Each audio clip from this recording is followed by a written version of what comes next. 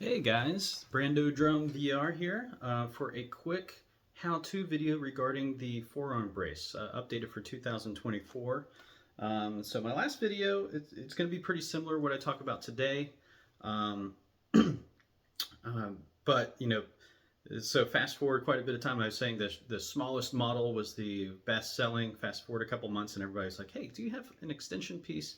So I've discontinued the smallest model and actually adapted the regular size to be able to be configured the exact same way. So I just have regular and large. That's going to fit everybody, and it seemed to get fewer people saying, "Hey, can you send me a longer piece?" The shortest model is too short.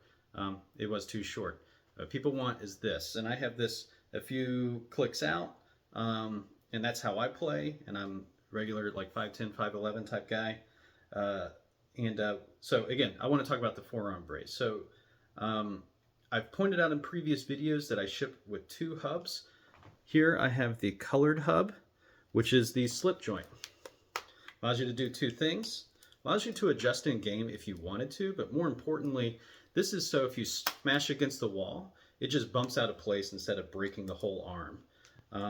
It might wear out over time if you're constantly adjusting, but it will save you from breaking the whole gun stock. So if you're just getting used to it and playing a smaller space, or playing a smaller space and are worried about smashing up against stuff, this is the only part that's really going to break that you're only going to hit, and it will save it from breaking, and you just pop it back in place. So it's tight enough to play with, but strong enough, loose enough to bump out of place and be adjusted during play. I ship also the fixed hub, which is the black one that has the deeper gears, and you will break your you will break this if you smash up against it. So you get both choices by default. What I'm seeing here, the reason I'm really making this video is I'm seeing a lot of people set the forearm brace quite straight. That works fine, but it kind of limits your options. So when you do this, you end up resting your wrist right here, which is what people want, but you have this whole bone in your arm.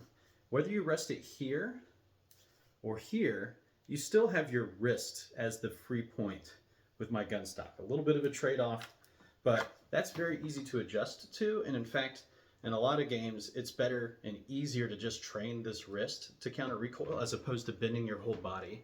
That's one of the ease of use capabilities with this gun stock is you just hop right in, and it's a bit more like freehanding, but with all the stability you need. Kicking this off to the side at an angle as opposed to straight on, this is how I play, and the reason why, watch this. So here I'm holding a sniper rifle. My controllers are aligned. Here, see what's happening? Here I'm holding an SMG. This is resting against my forearm in all these places.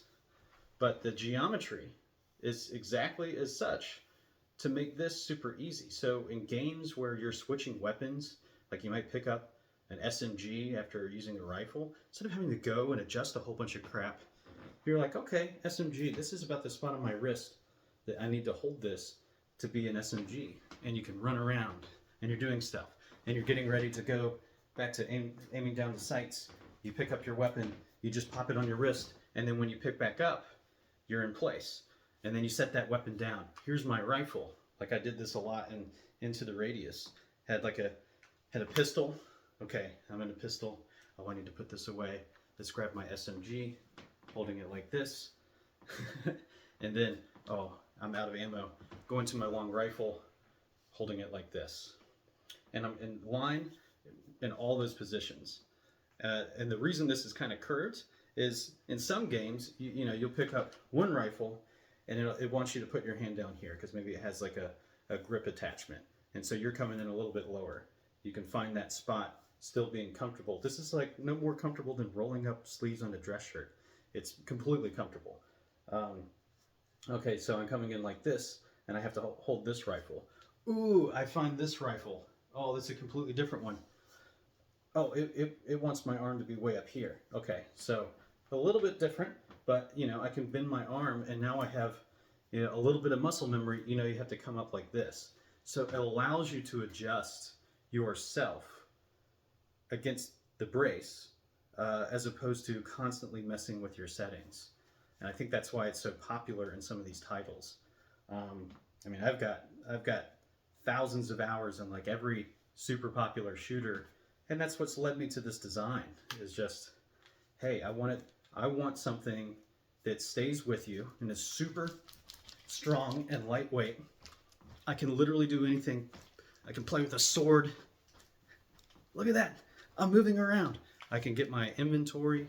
I can climb vigorously. I can fly. Look at me. And then, bam, I'm right down sights again. It makes a huge difference once you get used to it. It's an incredible advantage. In the games that I play a lot, like Contractors, I mean, I'll sign into a lobby and, you know, I can go 50 and 10, which is crazy. But I do attribute a lot of my success to this. Is just I have stability and a freedom of movement that nobody else has without this type of product, without my product. And I want to send it to the world.